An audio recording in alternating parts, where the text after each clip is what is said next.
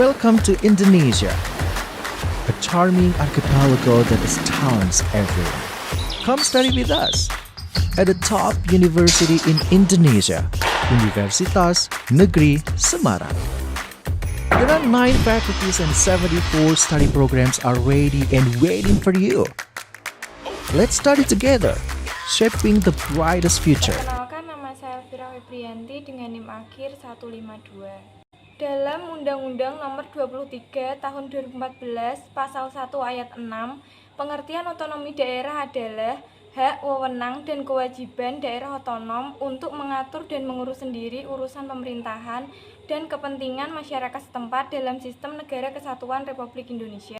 Selanjutnya, pengertian legislasi adalah proses pembuatan undang-undang atau penyempurnaan perangkat hukum yang sudah ada melalui serangkaian kegiatan sertifikasi atau pengaturan kompetensi, registrasi atau pengaturan kewenangan, dan lisensi atau pengaturan penyelenggaraan kewenangan.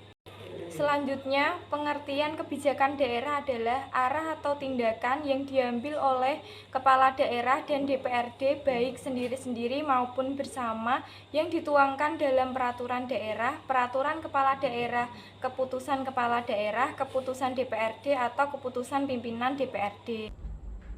Assalamualaikum warahmatullahi wabarakatuh. Nama saya Raf Nabil Protokus, NIM saya 811422151. Indonesia menjadi salah satu negara dengan jumlah perokok tertinggi di dunia.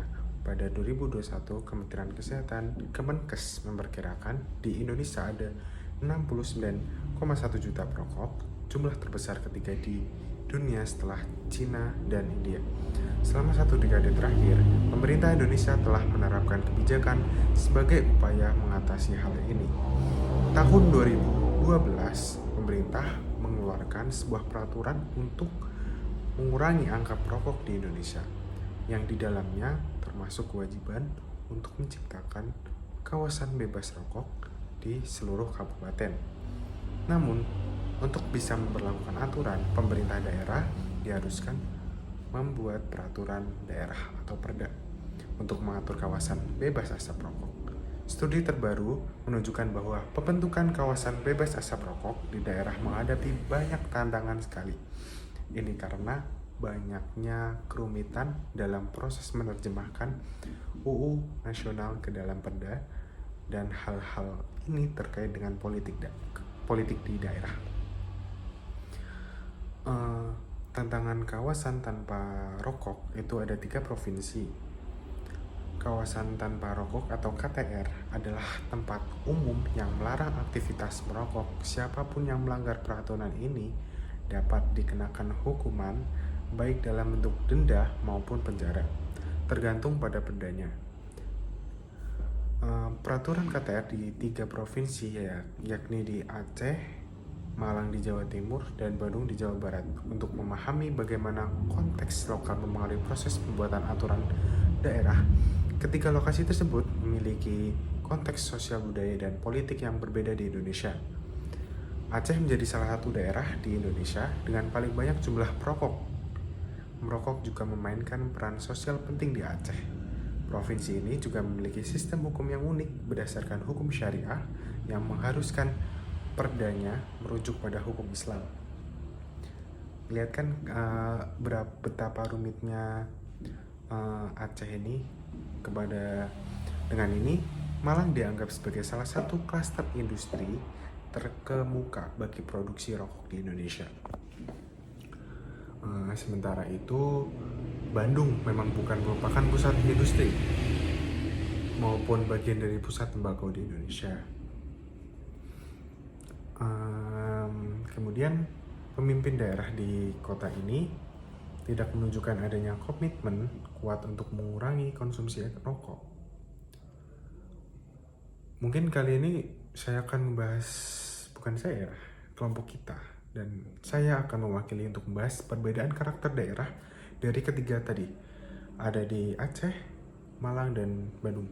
Dalam ketiga kasus tersebut, terdapat kesenjangan yang besar antara waktu penerbitan perda yang merespon peraturan nasional yang dikeluarkan pemerintah pusat pada tahun 2012 lalu. Itu sangat lama sekali. malah membutuhkan waktu 6 tahun untuk memberlakukan perda tentang KTR. Sementara Aceh dan Bandung baru mengeluarkan perda terkait pada tahun 2021 dan 11 tahun setelah kebijakan awal ditetapkan. Betapa rumitnya kan? Dengan ini kami menemukan bahwa alasan utama adalah kurang dukungnya legislatif setempat. Setiap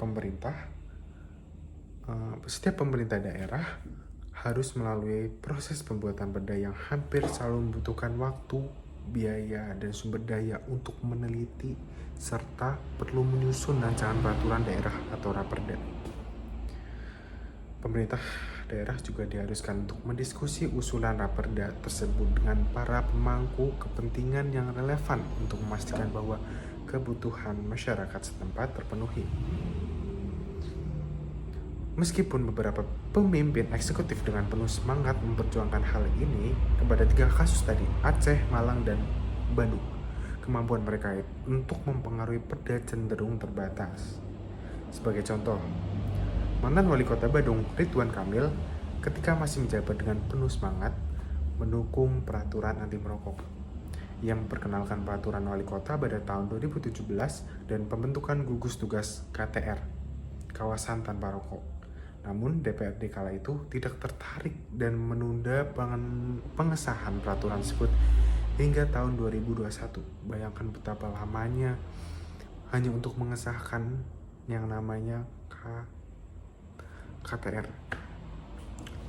Di Aceh sebelum tahun 2019 hanya ada sedikit diskusi tentang masalah ini. Ini bukan hal yang mengherankan, mengingatkan sebagai besar politikus di provinsi ini adalah perokok.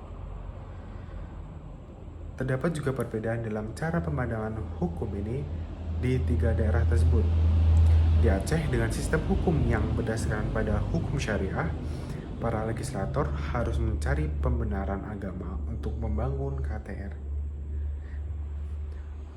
Pada akhirnya, mereka memilih konsep Hibbunas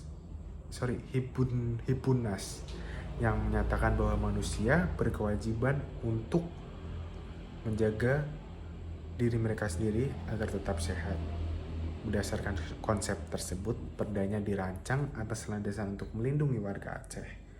Sementara perda di Bandung dan di Malang tidak memerlukan pertimbangan semacam itu.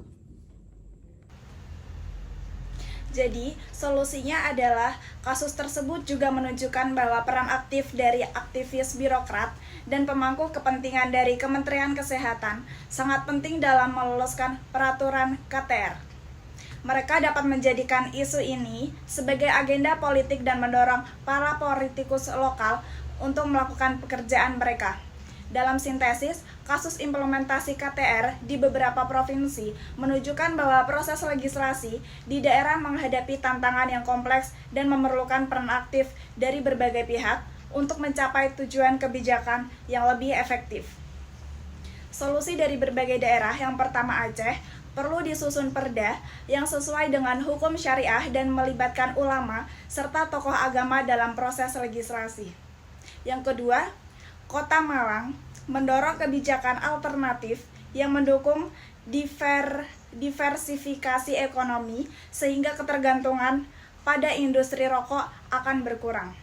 Yang ketiga, Kota Bandung menggalang dukungan dari aktivis kesehatan, birokrat, dan Kementerian Kesehatan untuk menjadikan pengurangan konsumsi rokok sebagai agenda politik utama dan mendesak politisi lokal untuk berkomitmen. Secara keseluruhan, peran aktif dari berbagai pemangku kepentingan sangat penting dalam menghadapi tantangan legislasi dan memastikan implementasi KTR yang efektif di berbagai daerah.